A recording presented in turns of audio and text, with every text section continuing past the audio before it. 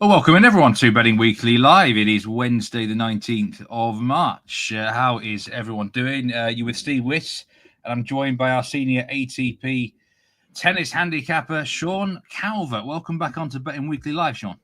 Good afternoon. It's nice to be back. I don't think I've done this for a couple of months. Yeah, I think always nice to do the live show. Yeah, it was Australian Open, I think, and good to see Ming Chung, Duncan Evans, Nish. Put your best bets in chat today. Whatever sport you're betting on worldwide, it's one of those days where it's a little bit different for the usual crowd, where the soccer action is a little bit thin on the ground. We will be talking a little bit about African nations qualifying later for the World Cup. Strong focus on tennis, as we might expect. Plenty of house specials today, which I'm going to mention soon. Of course, it's just been the start of March Madness. Sean, I don't know if this is your sort of thing or not with the basketball. Not really. I mean, March Madness in a different way for you, right? Usually. March Madness is Indian Wells and Miami for me. Yeah, I know for a lot of the viewers stateside, it's obviously the college basketball season. I'm aware of it, but my knowledge of it is somewhat limited, I have to say. And it's only just started, but the big bets have already been put down. Yesterday, a $50,000 bet on North Carolina -4.5. I was against San Diego State. That was a winner. That was advised by Doug Kazarian on Monday's live show. I think producer Troy also yesterday put that one up. Big winner, that. Plenty of money down for the NBA as well yesterday. The Dodgers, the baseball. And I was just looking through the other March Madness game. $15,000 on St. Francis live against Alabama State. Like I said, the big money is coming in, and it's going to get even more for March Madness. Before the end of the month, I mentioned this on Monday, we've got Doug in twice on the live show. And the money's going to start coming in also for the tennis here in Miami, which is just getting underway as we speak right now. Yeah. Yeah. Notable house specials. There's loads of house specials here on the basketball and also the golf today. The one that stood out to me, all 4 number 1 seeds in the in the basketball tournament here to reach the Sweet 16, -112. So, me and Doug talked about the number 1 seeds on Monday's live show. He's certainly quite strong on some of them, although he did point out, this is a single leg knockout tournament and anything can go wrong on the day. But if you do like all the number 1 seeds to reach that Sweet 16 at -110, it is a house special. We're just talking off air, Sean. I was going to ask you what are the conditions like in Miami, how things been going out there, but it's only just started, so we don't know. I know I've watched your preview show with Nigel. You're hoping for some pretty faster conditions because, for those who don't know, game bet match, Sean's already got 5 match bets for in the first round here, plus some futures. All things hopefully will point towards a fast tournament. The weather looks like it's going to be pretty warm, but not overly hot. Yeah, Nigel's out there, isn't he? He'll be out there. I think he don't know what time he lands. Sometime today, I think, or possibly tomorrow. I'm not sure. So he's going to be the man on the ground there. Follow the Instagram for the latest from him, because the thing with this is it's a lay-cold surface. It's played in the Miami Dolphins Stadium, isn't it? So it's laid fresh every year.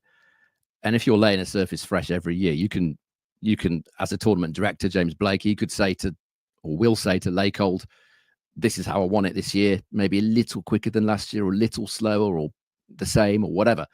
If you're laying these courts fresh every year, as they do in Miami, then you can make it whatever you want.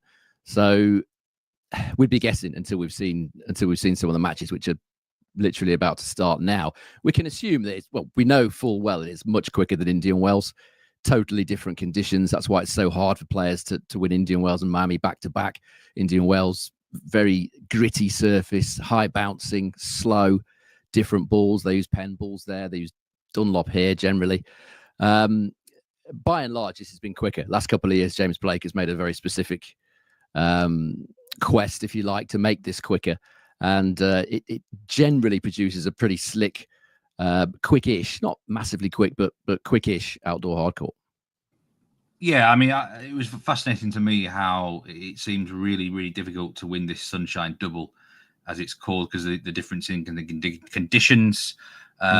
Shocking record of the number 1 seed, as you mentioned as well. Yeah, number 1 seeds. I think Djokovic is the only number one seed to have won it since Federer in 2006. No top seeds made the final since 2016, which is also Novak Djokovic. Djokovic hasn't played it much in recent years for varying reasons.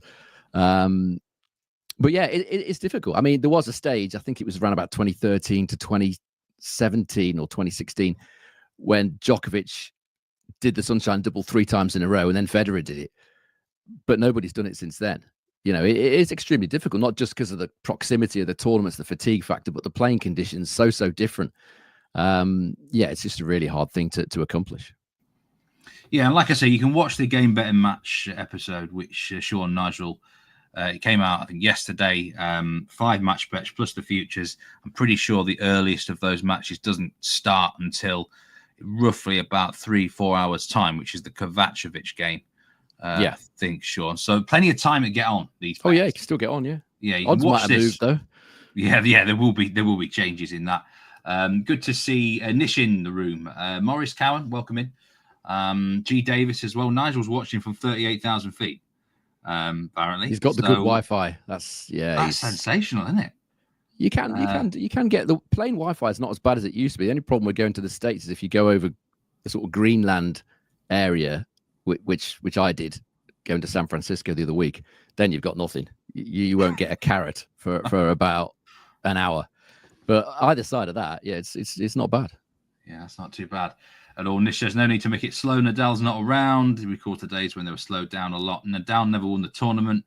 Did Federer beat Nadal over 5 sets here once? That was the old. I think that was back in about 2003ish or some 4 or something like Remember that. It was played in a totally different set of conditions. It used to be played in Key Biscayne, a place called Crandon Park, which, you know, it's the same part of the world, obviously, but it's completely different conditions. It was a different surface. I can't remember what surface it was. It certainly wasn't a lake hold. But yeah, very different conditions now than it was, and it won't be slow. I'd be very surprised if this is slow. If James Blake's made this slow, I'd be quite shocked. You can watch these matches and the ATP and WTA Miami live stream on the BetRivers app and the BetRivers website. Other notable live streams today. You can watch the African World Cup qualifying matches. We're going to talk about those at the end of the show. So yeah, but as a reminder, you can watch all these tennis games on the BetRivers app. So I had to task you here with providing some bets, picks, leans, info on some of the other games, Sean. Obviously, the ones you've got in the Game Bet Match, sort of maybe the top front of the list, but things can change. Mm-hmm. And we've got a match today that we're going to talk about first. This is Gael Monfils against Fabian Marozsan. Monfils minus 230, Marozsan at plus 180 there. The spread's at 2.5. The game line is 22.5. I mean, Monfils feels like he's been going on forever and ever. Yes. Sean, minus 230 here to win the game. He's still obviously got it in these sort of early rounds. Would you back him at minus 230? No, I don't think there's ever been a point in my life where I would have wanted to back Gael Monfils at minus money to do anything. You know, if you know Gael Monfils, he's not much changes. He's the showman. You could argue that his career has potentially suffered because of the fact that he loves to put on a show rather than to win matches. Very unpredictable, but you know, it's too short. Marozsan is a very, very accomplished player. Quite a few of these matches today involve fitness concerns. This whole season, 2025 so far, has been absolutely marred by constant injuries and sicknesses to players so far. Marozsan was another one. He was playing well in the first round at Indian Wells. Then he showed up for his round 2 match, which I bet him to beat Mpechi Pericard. There was a big gamble on him, on Marozsan, and he turned up injured, foot or ankle, couldn't really move, which was disappointing for him. So the odds potentially here are reflecting the fact that Marozsan was injured a week or 2 ago. And maybe the layers are thinking, well, he's not fit, because statistically there's very little in this. As I said, Marozsan played well here last year, beat Holger Rune, beat Alex de Minaur, lost to Zverev in the quarterfinals. So very strong performance from him here. If you look at the last 12 months in outdoor hard at main level, there's very little between them statistically. Service points won in return, points won totals. Monfils 102, Marozsan 101. So a tiny advantage to Monfils. They've met the one time, which I think was in Auckland off the top of my head. It was certainly on a hard court anyway. Very, very serve dominated encounter. Monfils 89% holds a serve, but only winning 29.5% of return points. Marozsan 94% holds a serve, only winning 30% of return points. So very, very serve dominated affair. If you also look at Monfils' history at this tournament, 4 of his last 7 opening sets in Miami have been tie breaks. So bearing in mind there's very little in it between them in terms of their statistics, their one encounter was a very serve dominated affair. Conditions here are expected to be quick. The bet I would take on here would be set one over 10.5 games plus 195. That was when I looked earlier with Bet Rivers. Yeah, this seems to be a theme this week. I listened to your Game Bet Match show, and first set tiebreak or a match tiebreak, first set overs seems to be that might be a theme if we get this really fast surface. Oh yeah, if it's the quicker it is, the more likely I am to make those bets. But historically, over the last couple of years since they switched services to this lake hold, there have been quite a lot of those overs. It's certainly not a bet you would ever see me take on really in Indian Wells unless there was special circumstances. So 91% of the tickets are actually on Gael Monfils here, but 60% of the money is on Marozsan. So that suggests to me that Monfils may be a darling of the public down the years. Quite a lot of people wanting to get on him, but the serious money more on Marozsan heading into this game. I think if you were betting money line, if for whatever reason you don't like the totals bet or whatever, I would certainly be more inclined to bet Marozsan here at the odds. Monfils, what, minus 230, did you say? Yeah, minus 230 on Gael Monfils. I think it's much closer than that. I really do. The only reason that I think Monfils is that short is because of Marozsan's fitness worries. I think that's, if he wasn't potentially unfit, I think he'd be priced a lot closer. Yeah, and you mentioned the fitness problems that has been marred, the first 2-3 months of this season. You've been on the wrong end of that a lot yourself with your outrights, haven't you, Sean? Madness, absolute madness. I've had 7 or 8 outrights go down either sick or injured in the middle of tournaments in the first 6 or 7 weeks. You wouldn't expect to get that in an entire year. You certainly wouldn't expect to get it in the first 6-7 weeks of the tour. But outrights are it's a volatile business. You sometimes get 100-1 winners, 50-1 winners. The other side of the coin is you get round 2 withdrawals or retirements. Yeah, I was looking at an exchange you had on X today with Nigel, I think it was, and maybe a US soccer player might get in the way of one of your futures bets this week. Trinity Rodman. I don't know who that is, but I me. I only know male tennis players. I don't know anybody else. Some snooker players from the 80s and 90s, but where was I going with this? Yeah, I mean that would be on brand for this year, wouldn't it? The fact that I would have an outright, instead of them being sick or injured, they would be completely put off the game by a love interest. That would be a new low for 2025. But let's hope he's professional enough to. We're talking about Shelton, aren't we? Professional enough to concentrate on his tennis. I would hope. Yeah, it would just. You can't even write these scripts sometimes, can you? No, it's crazy. It's incredible. Adam Thompson says Shane Lowry 33-1 for the golf this week. There's actually a tournament special here with Bet Rivers. Shane Lowry to finish in the top 10 at plus 250. Adam, if you like that special with Bet Rivers there. And this says Bullbit game plus 2.5 sets. And he agrees with you about the fitness point, Sean. It is a big thing to look at this tournament at the moment. We've got matches to look at for tomorrow as well here. Don't know the exact timings of these games yet, I don't believe, Sean, but we know that tomorrow. No, we won't know them yet. Zizou Bergs against Nuno Borges. I hope I've got those pronunciations right. This looks a bit of a close betting. It's thereabouts. Yeah, that'll do. Close betting heat, minus 134 on Borges, minus 1.5 on the games lines. The total's at 22.5. Is this a match you're going to pick someone on the money line, or are you looking down the games line and tie breaks line again? The money line. The reason I didn't mention this yesterday is because Bergs was initially priced up as favourite, which would make sense to me. Now he's gone out. This is another one which is involving players that have been sick or injured. Zizou Bergs was sick in Indian Wells last week, well, probably about 10 days ago now. He then withdrew from the Phoenix Challenger, which is played in the second week of Indian Wells. He withdrew from that. But I mean, that is the only reason I can think that these prices have flipped. There's no tennis-based reason why Borges should be favourite for this. And I think this is just a temporary thing. This isn't an injury as such. It was just that he perhaps got a bug or virus or something like that. Hopefully he should be fine because he was playing some great tennis. Zizou, Bergs before then. He's already beaten Nuno Borges twice this season.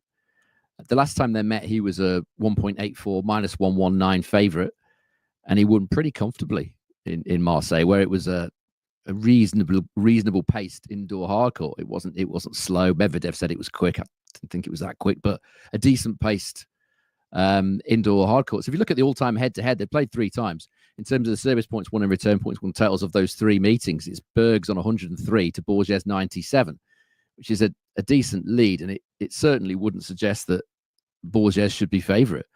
Just breaking down them stats slightly further, Bergs is pretty handily ahead on both serve and return. He's a bigger server. Bergs holds serve far more often in this matchup than Borges does. The quick conditions you would think would favour him. So the only concern here for me would be the sort of illness factor. I think that's why he's underdog. But if he's fit, he's a very nice price at plus 108 with Bet Rivers. Yeah, Zizou, Borges, is it Bergs there? I'm getting mixed up here with these. Yeah, don't place these bets when you've had a couple of drinks. You shouldn't anyway. But shouldn't anyway, no. Yeah, 58% of the money is on Bergs.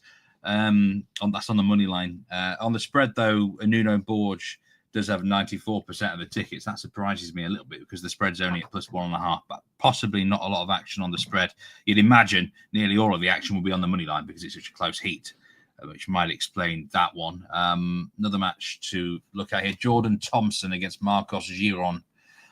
Plus 175 for Thompson as the underdog here, minus 225 for Giron. 3.5 game handicap, 22.5 game line again on the over-under there.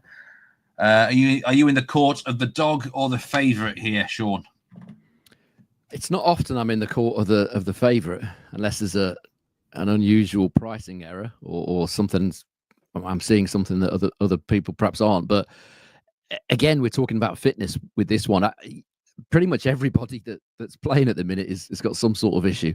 It's been a running theme, and Jordan Thompson's had a problem with injury this year, which is why he's plus 175 for this match. Had an ankle injury at the start of the year in his sort of home time of the year, if you like, in Australia, which was unfortunate for him.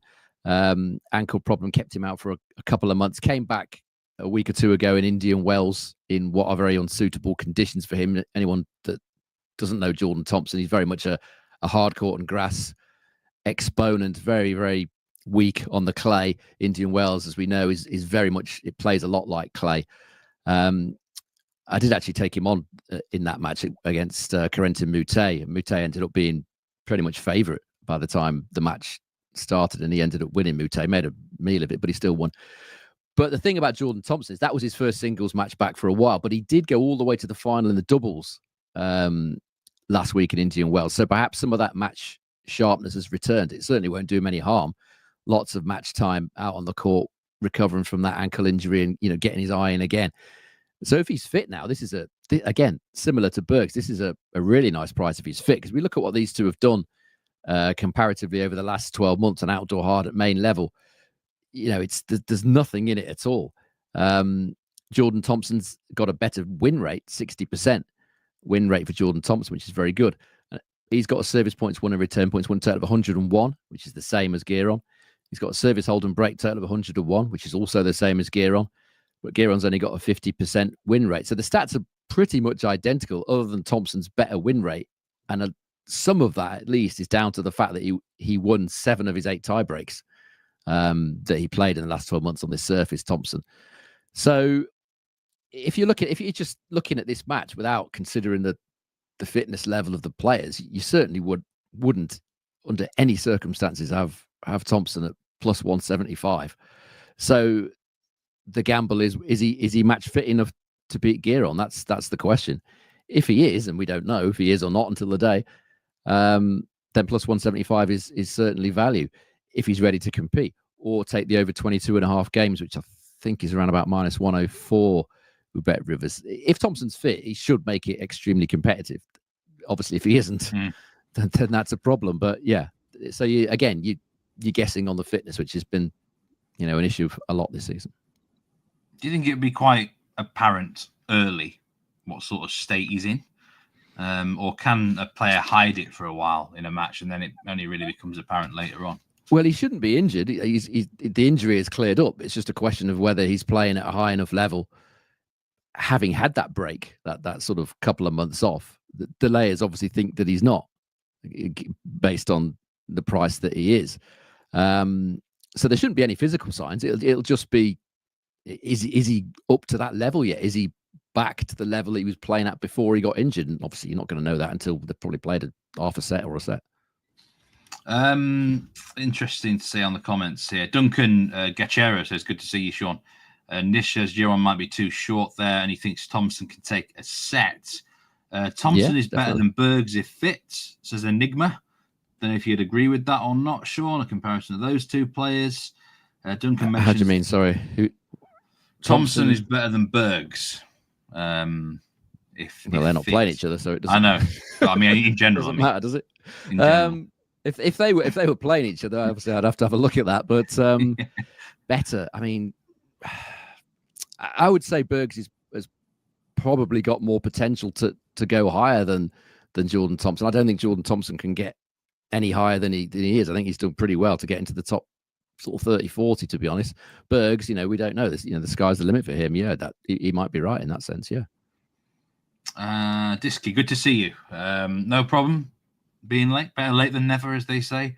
Ming Chung, what do you think of Draper, Sean? I'm guessing that presumes he just won a tournament, which was a little bit of a surprise. You touched on that on the Game Better Match episode, but I mean, good for British tennis. Yeah. Well done to him. I don't think many expected him to do it where he won at.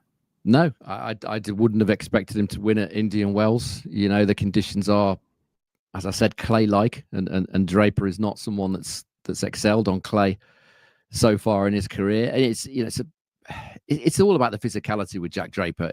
I said it in the show a couple of weeks ago when Nigel asked me, can Jack Draper challenge for majors? Yeah, the answer is tennis level wise, yeah, he can. Fitness is something that he's still got to prove. I mean, it'll be interesting to see how he goes this week, actually, because this will tell us a lot about where he is physically. He's just won a tournament, a 10-day tournament. Can he now kick on? And I'm not saying he's going to win this Miami. I'll be very surprised if he does, but can he go sort of quarterfinals again, just to show people that, and maybe show himself that he is capable of playing high level tennis over the sort of 2-week period that he would need to win a major? Yeah, which Grand Slam will Jack Draper win first, if he is to win one, do you think? I'd say probably US Open, personally. Would suit him the best. I think the Australian, it kind of depends on the weather. I think, he is a player that has struggled in the heat regularly in his career. If it's super hot there, or if you get a couple of days when it's like 35 or whatever, that would certainly worry me. Wimbledon, I think, is a tall order at the minute, just because of everything that goes with it. If he enters there this year as a kind of top 5 player, all the media attention, I think that would make it extremely difficult for him to win that. I think it's better. I think he's said several times that his personality fits really well with the US. He's just gone and proved it again by winning Indian Wells. He loves that kind of atmosphere of New York. Again, the heat could be an issue, but there's not as much pressure there. There's not as much media attention on him at the US Open as there would be at Wimbledon. So if I was guessing a French Open, I don't think he's got a great chance at the minute. So I would say US Open, yeah, for sure. Yeah, I've seen Jack Draper as short as 8-1 to win Wimbledon in some quarters. Be interesting to follow that price as we progress towards the tournament in about 3 months' time now. Yeah, that's too short for me. That's much too short for me, given everything that's involved with an Englishman potentially winning Wimbledon for the first time since best part of 100 years or whatever it is. Yeah, as we know it goes. I mean, it gets absolutely crazy, doesn't it, over here? And that was just Andy Murray, and he's Scottish when he lost games, British when he won games. Yes. Dean Blake says the court looked quite quick from what you saw in qualifying. Yes, I would hope it is. Hercash 125 to 1 looks a massive price, he says. Yeah, he's got a chase in Q2. He's one that kind of entered my thinking. The thing that worries me with him, he's another player in progress. He's made a lot of changes over the close season. He's kind of, is he back at that level to win Masters yet? Maybe he is. I wouldn't say no. I mean, 125 to 1. If he's on his top level, then yeah, he's certainly got a chance, and he's got a good draw. I mean, Q2 is, for me, it's very, very open. Luis Pedro Fernandez Goncalves, welcome into the chat. I will go massive today on Kyrgios win if he starts. Kyrgios, is that?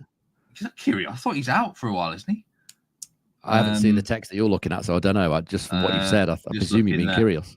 Yeah, Nick Kyrgios? Yeah. So I didn't realize he was actually back, to be honest. He's not really. He's not. He's got a real problem with his wrist. He can barely play. He played at Indian Wells. He was practicing when I was there. I couldn't get anywhere near it. There were so many people there. But he pulled up in that practice. Bad wrist. He did actually play the match against Botic van der Zandschulp, but he only lasted a set, and he looked very despondent at the end. It doesn't look like his wrist is capable of sustaining, top level tennis. Could win the first set if his wrist holds up. Don't know about the full match though. I'd be worried about that. Duncan Gatcher says Kyrgios is a trap, and there was a question from Nish about David Goffin. Is he on his way out? Are his best days behind him? What do you think of that one? What were his best days? Remind me what his best days were.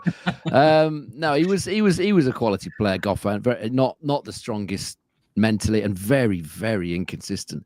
He's a player that I would very rarely choose to bet unless I saw a price on him or his opponent that I thought was outstanding. Just because he's so his level varies so much between. It just seems to depend on his mood or his. It's something mentally. His top level is very, very good, but he's a guy that you would never trust to serve sets out. You'd have to be 5-1, 40 love up for me to think he's going to serve a set out. Very talented ball striker, very clean ball striker, getting on a bit now. I'm not sure how old he is, probably about 33, 34, is he, something like that? I would suggest that he's not, he's been overtaken now by quite a few players. So yeah, in short, yes, I would say his best days probably are behind him. Okay, we've got two more matches to look at for Thursday. Roberto Bautista Agut against Jakub Mensik here. Mensik minus 250 on the money line. We've got 3.5 game handicap. I can tell you now 96% of the money is on Mensik, and 95% of the money on the over-under market is on the over for this game. So anything you like here, Sean? I agree with the overs. I definitely agree with the overs. I think this would be competitive. I mean, Bautista Agut is another guy at similar age to Goffin. He's probably about 35 or something now, Bautista Agut.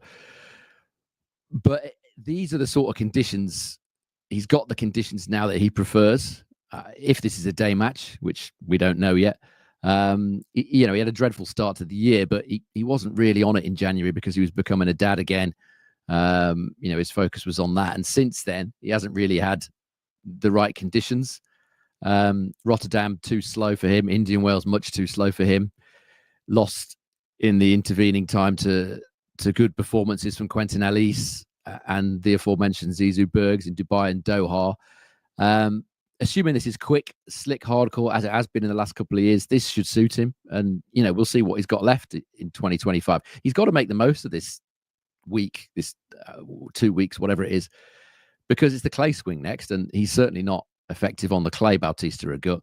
But only 5 months ago, he won a pretty decent indoor hardcore tournament in Antwerp, and that was only 5 months ago. If he can get back to that level, he's got a decent chance of at least making this close. Mensik struggled in the heat last week in the Dominican Republic when he lost to Damir Juma, who Bautista Agut also lost to in Indian Wells. I just think the conditions should be more or less ideal for Bautista Agut. He probably won't win this match because Mensik is a quality young player. But yeah, I agree with you, over 22.5 games at round about minus 103 here. Yeah, another match to look at here. Jan-Lennard Struff against Alejandro Davidovich Fokina. Fokina minus 180 favourite here. The spread minus 2.5. Again, we've got a games line at 22.5 here. Fokina, 97% of the money on him for this game. And again, another match popular with the over money at 94%. So it seems like a lot of the bettors are looking at overs in these games, Sean. Is Fokina a good favourite here? Davidovich Fokina. Is he a good favourite? No, probably not. I mean, I think he's being a bit more like his old self in recent times, but mentally extremely fragile. Still, he's getting better, but that's always been his problem. Very, very weak mentally.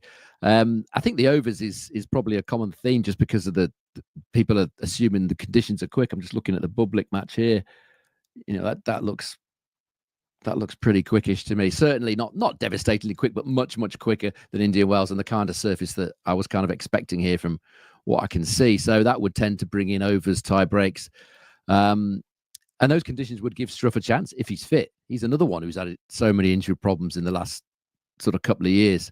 He beat Davidovich Fokina on a pretty slow indoor hard court in Rotterdam last year. He won 84% of his first serve points that day and 57% on his second serve.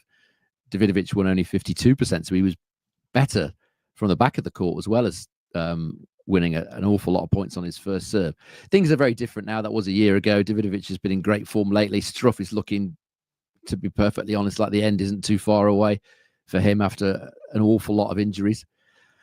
But you could certainly say that it's Davidovich that's been struggling physically in the last couple of weeks. Had a back issue in Indian Wells, ended up losing to Mackenzie McDonald there. And he's played 27 sets of tennis in 5 weeks. Struff's only played 16 in the same time frame. So accumulated fatigue would be a worry for me as far as Davidovich is concerned, not to mention the fact that if Struff's serving well, these conditions will help him. Struff's won 4 of his 6 matches in Miami since the surface was changed to a quicker one. And the only 2 losses he's had here were to Grigor Dimitrov and Alex de Minaur. So I feel like Struff will make this close. If he's serving well, he can certainly make it close. Again, feels like an overs to me. Over 22.5 is, I think, minus 106 are Bet Rivers. So I agree again with the guys that have gone over. Beggars End says, how much does it cost to go to a match at Wimbledon these days? I'm not entirely sure. There was a ballot, wasn't there? Probably still is. There's a ballot every year. So it's not that expensive. Queen's is more expensive, actually. Because Queen's is just try and get tickets on the day. And it's, I heard you like the champagne at Queen's, Sean. I think Nigel does. I could go either way on it, to be honest. Too expensive for me, Steve. I can't be sitting there swigging champagne. Maybe if my player wins. That occasion that you're talking about, I just had an absolutely shocking loss with Hugo Humbert, so I might have needed a medicinal glass to kind of calm my nerves. What was I saying? It's a ballot. So you have to enter the ballot the previous, I think it's September, October, something like that. Your name goes into a ballot. If you're successful, then you get 2 tickets for whichever court they give you on whichever day they give you. It's not that expensive. It's only like 100. It's about £100 a ticket. Could even be slightly less depending on which court you get. Then if you've entered the ballot and you aren't successful, which is normally what happens to me, I've never won the ballot at Wimbledon. You can then enter in sort of March, April, May time for what they call returns. They kind of keep a few tickets back. And again, it's a bit of a scramble, a bit of a free-for-all. But it's not expensive. If you have to have entered the ballot, though. If you haven't entered the ballot, which is too late to do now, then you'll find it very difficult to get tickets for Wimbledon. So you must enter the ballot if you want the chance of getting them. It's not that expensive, is the short answer. I think nearly all of the tennis clubs in the country get a couple of tickets. Yes, that's another way of doing it. Yeah. If you're a member of an LTA affiliated tennis club, then you get a certain amount of tickets, and then how they dole them out to their members, I have no idea. I guess it's, well, I wouldn't like to speculate how they do it, to be honest. But yes, if you're an LTA member of an officially designated LTA club, then you can get them that way. Yeah. Yeah, I remember my dad once won the ballot at his local club, but he couldn't go for whatever reason. Can't remember why. But yeah, I do know that is a thing there. Peter James, welcome into the chat. Good afternoon, gentlemen. He says, Sean, do you have any initial feelings on Skulkate versus Quinn today? Any initial thoughts on that game? Not really. I think Quinn's probably what is he, about 1-2, something like that, 8-13. I saw a bit of Ethan Quinn in Delray Beach. For me, yes, he's a slightly better player, young player. I think the odds, when I initially glanced at that, I thought, yeah, they're about right. And if I think that, then I sort of tend to move on. Yeah, the odds look about right to me. That's all I can say on that one. Okay, just before we sign off, I'll put it on there, partly because you can watch these games on the BetRivers app and website. I'm surprised there actually hasn't been a comment about it yet. There usually is. But the African World Cup qualifying, the international break, the soccer gets underway today. We've got Rory Barlow joining me tomorrow, and then throughout the weekend, and then early next week, we've got matches across the globe, basically. They start in Africa today. This is World Cup qualifying. These games are actually kicking off in about 20 minutes' time. So we've got a trio of matches there. Central African Republic, Madagascar. A toss-up game for me. That could go absolutely either way.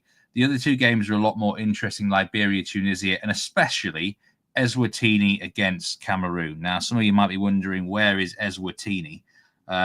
This is actually a country which recently had its... the name of the country was changed by the king of the country about 5 years ago. This was formerly known as Swaziland.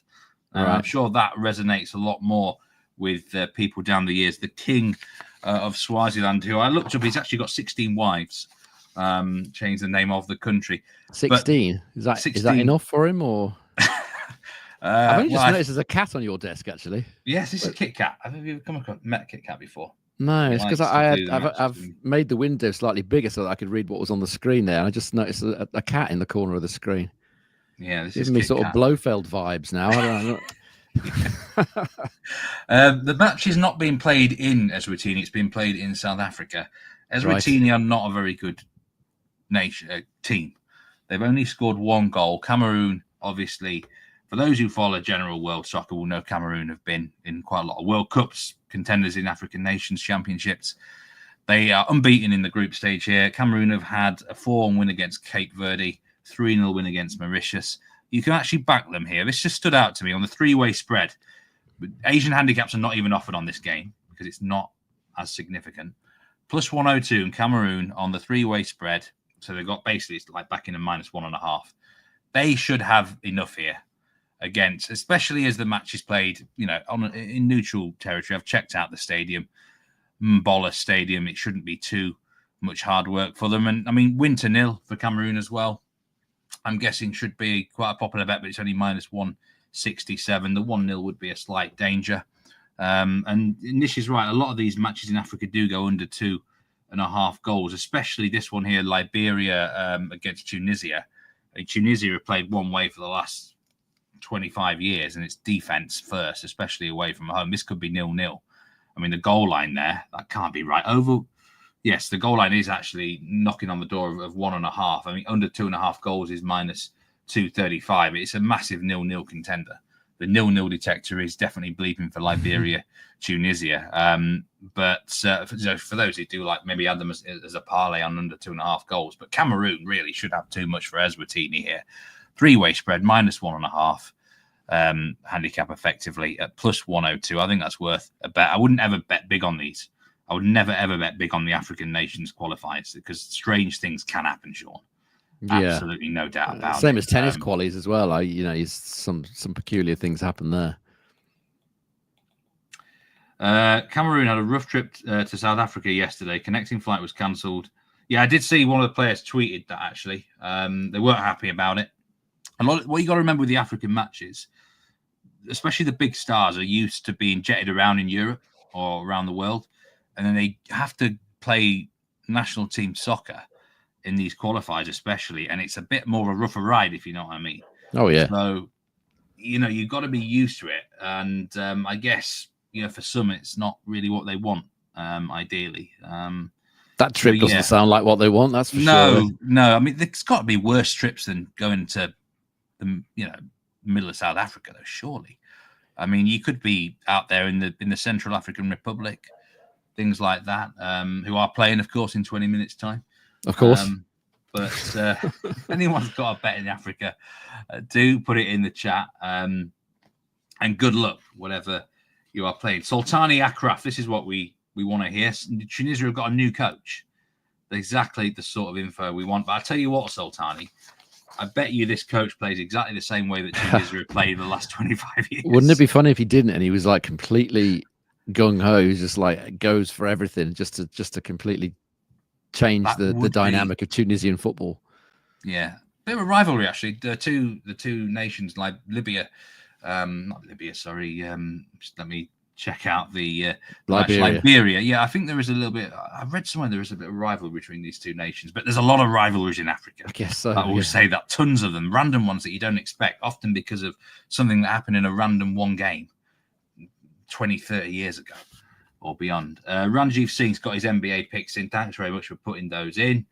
And I say good luck to everyone, whatever you are taking today. I've got to remind people to subscribe to the Betting Weekly newsletter, because we've now got 2 newsletters going out each week. We've got the one that goes out on Monday, and then the weekend edition, which is the Insider, which had a sensational debut, Sean. Okay. Nearly 3.5 units in profit already. We've got a handicappers table. We've got power rankings as well for the top. So you've got 20. To sign up, haven't you? Yeah, absolutely. You've got to sign up for that. No doubt about it. Well worth it. Brilliant free content, which has been really put together in a great way, and it's going to get better and better and better. So that is well worth looking out for. And subscribe to the channel if you are new, and any likes are very much appreciated. But Sean, I think we've got you back on the live show soon again. Have you? I think so. I think you're with Dan. It might be next week or the week after. And we're all looking forward to that. I better check then. In that case, yes. News to you. But I say, check out the Game Better Match episode that you've done with Nigel. That was a great watch. Good luck with all your picks at this tournament. Hopefully, Ben Shelton isn't too distracted off the court and can deliver. Hope so. Yeah, or maybe it might be a boost for him. I don't know. But like I say, remember, gamble responsibly, everyone. Take care of yourself. Good luck. And I'll be back tomorrow on Betting Weekly Live with one of our men in Madrid, Rory Barlow, to focus on the international soccer window. Looking forward to his return to Betting Weekly Live. Stay safe. Take care. See you next time.